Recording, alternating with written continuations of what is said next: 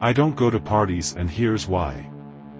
I had just joined college. I was pretty much excited about the whole campus experience that I had been dreaming of since high school. Thanks to my extroverted nature, it didn't take long before I got invited to parties and getting known by students from different faculties. It's safe to say I was rather popular, and just like that I gained plenty of friends. One day, a friend of mine who was also my classmate invited me to a party that was happening that night in her friend's house. She didn't want to go alone and wanted company in case her friend didn't have time to mingle with her because of the other guests attending. It was still during the COVID-19 pandemic season, and at that time my country had enforced a night curfew from 8 p.m. to 4 a.m. I was adamant to go, but since she really insisted, I ended up saying yes. I had a gut feeling telling me to make something up and just go home, but instead I ignored it.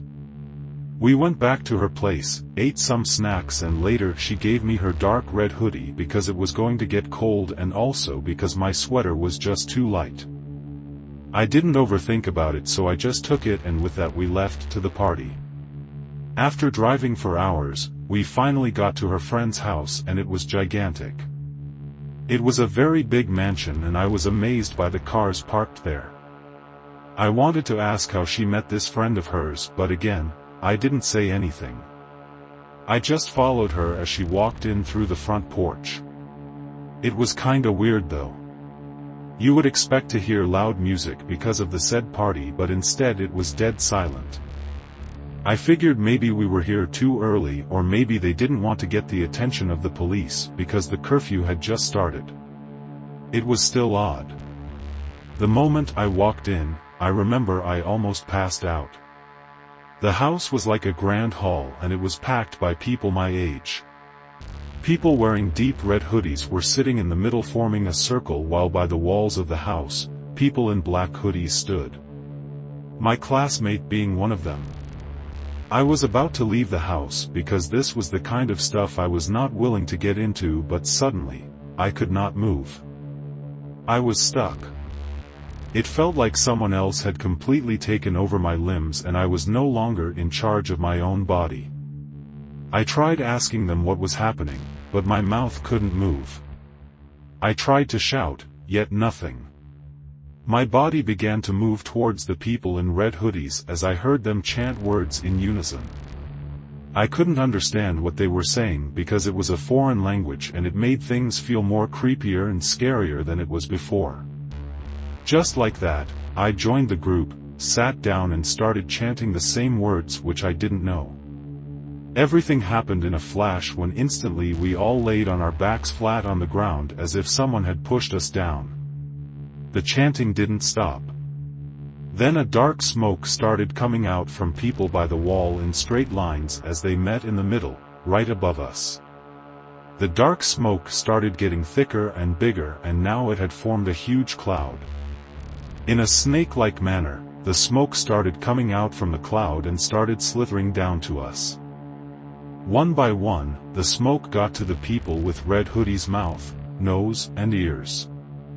They started to scream in pain as if they were burning inside. "Help me. Please. Make it stop." I watched as this happened to the people in the group as their screams kept getting worse and blood curling. I looked above me once more, and there it was, the dark smoke in a shape of a snake going down towards me. Hell no. I will not let that stuff get anywhere near me. I fought really hard to move, but it felt like someone was putting their weight above me. The smoke snake slowly got to my left hand, tied it, moved to my legs, tied them down, and then moved to my right hand, and now I was completely defenseless. It then crawled to my neck and tied itself, suffocating me slowly but surely. I couldn't breathe and it felt like I was going to die.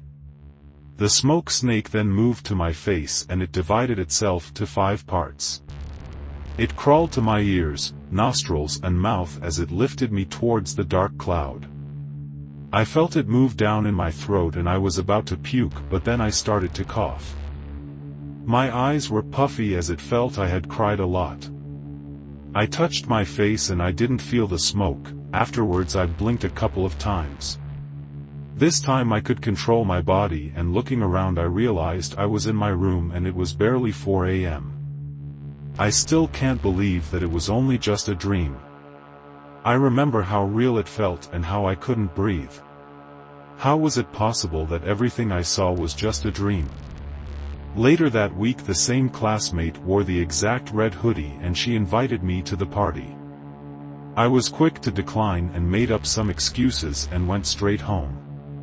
I will not be taking any kind of chances, bro. It's looking at us. A few summers back me and my brother would go hiking out about where our father used to take us as children. It wasn't far from the cabin we stayed at. Since our father had passed we seen no reason to let such a fond tradition die out. It was mid-July and we both had time off work, which was perfect. We took some fishing rods, a lunch and a 6-pack of beer. We would go to the same place as always and fish, but the hike was hell, but for memory's sake, we did it anyway. We sat by the river talking, smoking cigarettes and drinking our beers that afternoon, talking about how Dad would joke around and tell us stories of our late mother. We'd get into stupid discussions like who would win between Darth Vader or Batman, etc. It was just fun times to us even though the conversations were stupid. The sun had started to go down and the shine of the sparkling water would look like crystal. The temperature started to drop and that was when we knew it was time to go back. As we were packing up I was mentioning a memory while laughing and I asked my brother a question. I repeated myself, "Did you hear me? Hey." I straightened myself out and looked at my brother while he stared across to the left side of the river and he mutters, "You see that? Over there." "See what? You drunk already or what?"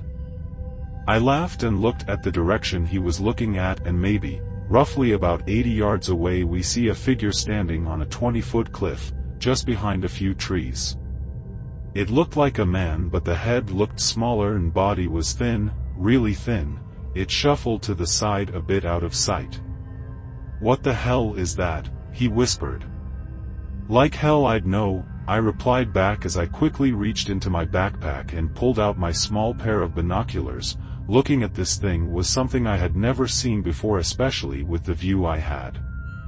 This thing was gazing over the water, shuffling behind the trees. The head looked like a man but more like an egg and smaller than any human head, but this thing wasn't human at all. I handed my brother the binoculars, giving him a better look, and he lets out this kind of horrific gasp and lowered the binoculars. "It's looking at us. It sees us." The eyes started to glow a ruby red-like color which was really noticeable. This thing then proceeded to near the edge of the cliff, never taking its gaze off of us, and it jumps.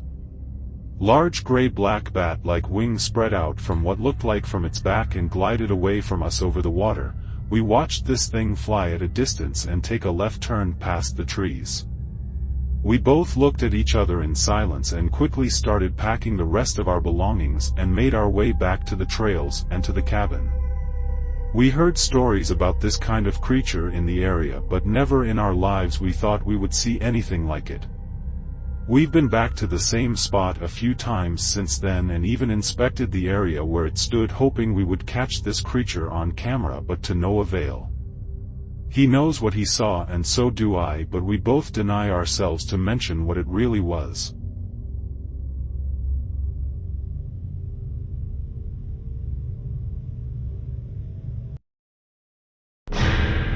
Hey guys, Nemesis here, thanks for stopping by. If you enjoyed the following story, please remember to like and subscribe for more content. Also let me know down in the comments your thoughts of the story and if there is a particular type of story you would like to have read. If you have a story of your own that you would like to have read, you can submit them to the email in the description. Until next time.